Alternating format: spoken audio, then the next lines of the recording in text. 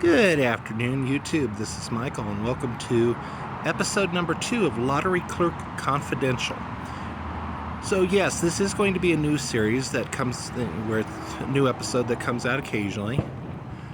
These are going to be a little shorter episodes than the first episode was because, first episode I basically went through and gave you the overview, but on occasion there will be additional tidbits I want to add. So today's episode is going to feature 2 additional stories plus one additional, I guess you can call it, annoyance of mine as a lottery clerk. So just for those of you who didn't see the original episode, I am a customer service desk clerk at a supermarket chain in Colorado. I will not divulge which one, but I work the service desk, and as a result, I deal with a lot of lottery transactions.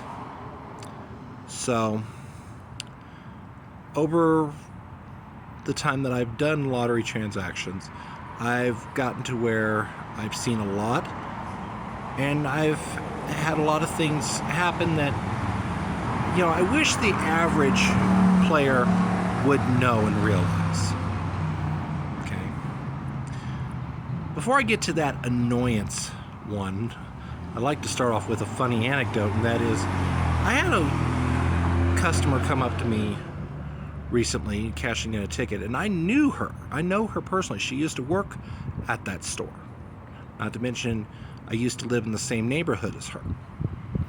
So she brings up a $3 bingo ticket, and she goes, I just won $5 on it, because she had the $5 row on the special card completely revealed. Well, I could see a couple of the code letters that she had accidentally scratched off, and I knew she'd won more than $5. All I did was just get this little enigmatic smile as I go and go and validate the ticket for her, and I said, really, you won 5, eh? No, I think you won a little bit more than that.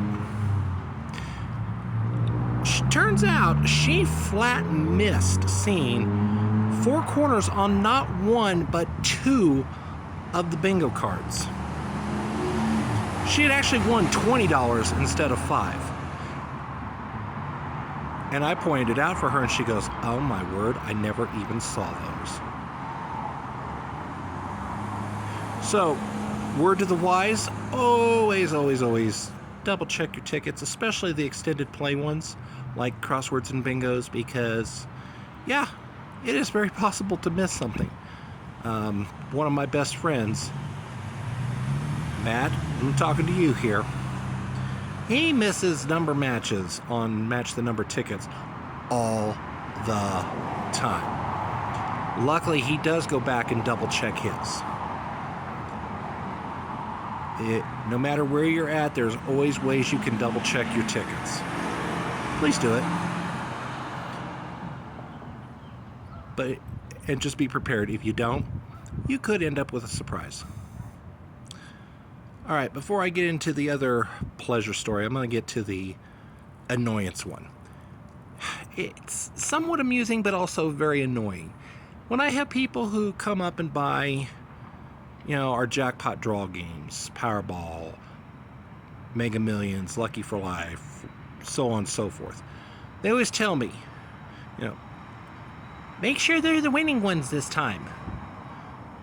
Okay, 2 things here. One, if I could, assuming that I had the power to make them winners, don't you think I would have used that power for myself first?